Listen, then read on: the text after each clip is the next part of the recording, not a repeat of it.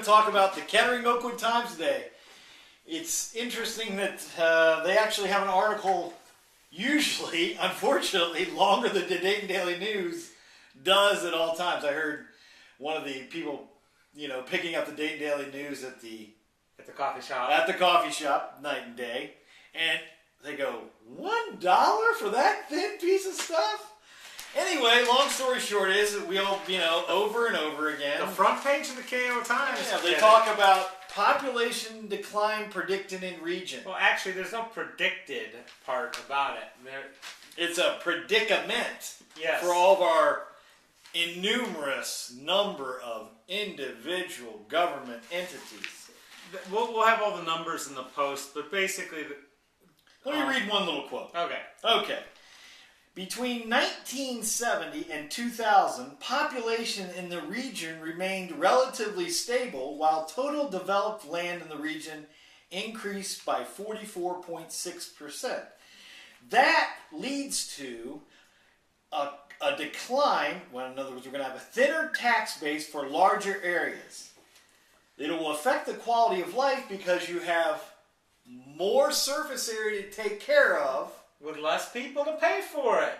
And less ability to pay for it. Always has been the point.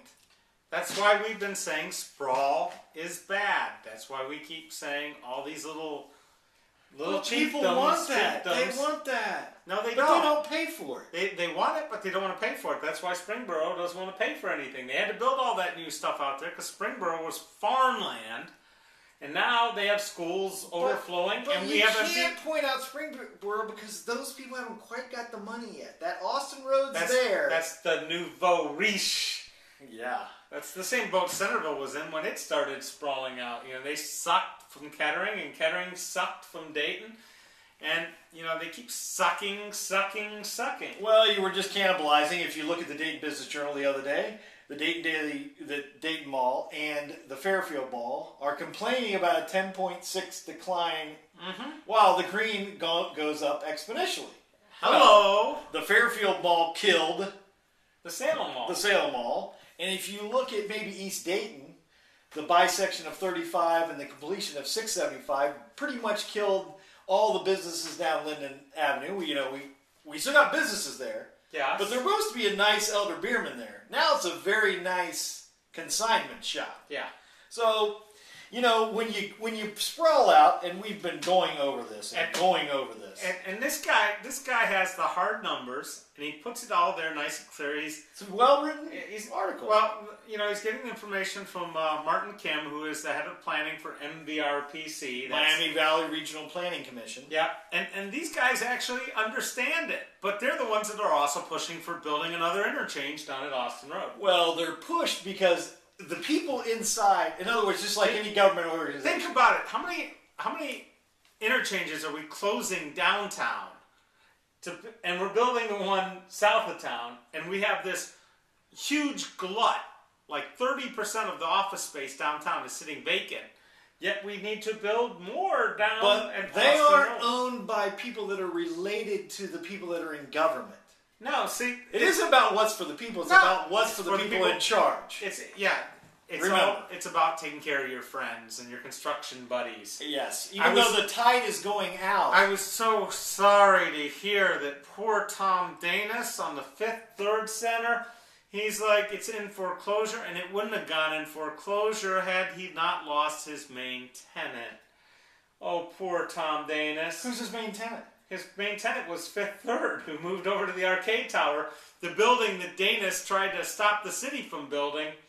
And, that's why he bought the arcade, and he closed the arcade to stifle off the Arcade Tower. And, the whole thing is just one big bloody mess because, number one, government was getting involved where it shouldn't. Number two, they were doing the bidding of their buddies who gave them campaign donations. And number three, they basically say any development is good development. And the problem is, no, it doesn't work that way. The way you read this is basically we need about 300 to 400,000 more people moving into the region for it to support, make sense again. Well, and, David asked me just before we came in here, because I don't script everything, whether I was going to go to these workshops, these 17 community-based workshops that they're having. No, I'm not. Because I was there back when there was really a person in charge at the MVRPC who was trying to stop all the problems that we're in now. Who would that be? Mr. Robinette had it figured out. Michael Robinette. Unfortunately, he had real power.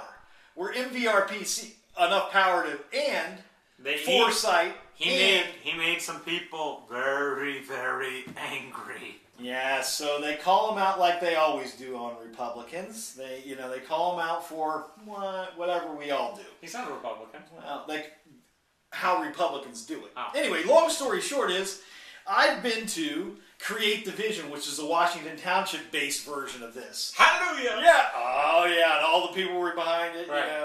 I think they even named school buildings after some of the people that were behind it. The rich and the connected, but the rich and the connected don't get it.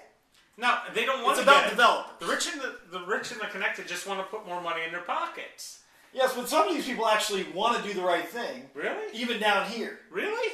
But they can't do the right thing because there's so much money going against them. Yeah. They don't recognize We're building fire stations for the future development at Austin Road. You're just trying to prove that Austin Road is viable. You're really sticking your neck out now, Mr. Hanna, on that one. Boob. Everybody connected with that interchange is a boob. Always has been a boob, and it will never change. So, we built exactly what we deserved. Meade used to be headquartered downtown. Meade spun off LexisNexis. Now we need that interchange for LexisNexis. It just keeps going, gone, and it's... You're getting the politicians you voted for, and they're not doing anything for you. They're all going to... And I love it. I learn all kinds of wonderful things about how these Republican politicians actually have land and development, but most of their money is coming from the Eagle. Tax-based stuff. They're getting their money from either Wright Patterson. No, they love taking those federal dollars. Yes, but not for you. Not for the poor people. Only for us. Only for the wealthy. Yes, beautiful thing. So the numbers are there. The numbers are here, and it's clear as day. If you keep spreading out and taking up more land, but don't worry, land density drop. Nan's got a solution. Yeah, she'll just or just dynamite downtown. Yeah, it makes the value of that suburban property. Well, she's financed by suburban. Right.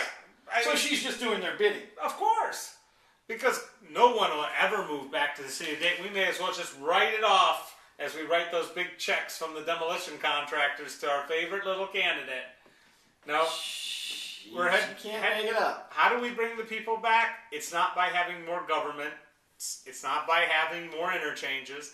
It's by thinking outside the box. And I got to admit... No, it's not thinking outside the box. Thinking. Well, thinking, period. I mean, none of this is outside the box. I got to admit, I almost laugh when people sit there and they're having a fit because Gary Leitzel proposed free bus service. Oh, my God, we can't do that. Had they done it 20 years ago, downtown probably still be viable.